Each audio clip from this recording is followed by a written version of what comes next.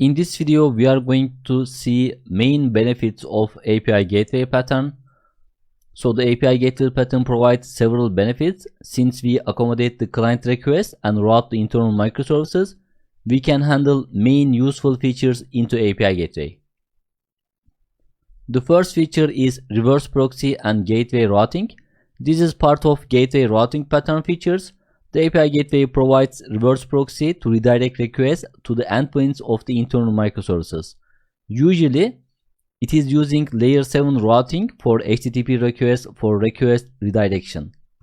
This routing feature provides to decouple client applications from the internal microservices, so it is separating responsibilities on network layer.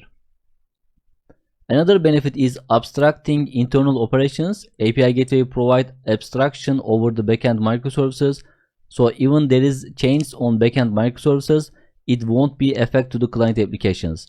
That means don't need to update client applications when changing backend microservices. Instead, API Gateway will only change configuration file to redirect the new services. And the second main feature is request aggregation and gateway aggregation. This is part of the gateway aggregation pattern features. API Gateway can aggregate multiple internal microservices into a single client request. With this approach, the client application sends a single request to the API Gateway. After that, API Gateway dispatches several requests to the internal microservices and then aggregates the result and sends everything back to the client application in one single response. The main benefit of this gateway aggregation pattern is to reduce chitinous communication between the client and the backend services.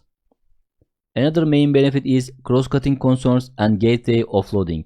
This is part of the gateway offloading pattern features. Since API Gateway handles client requests in centralized places, it is best practice to implement cross-cutting functionality on the API gateways.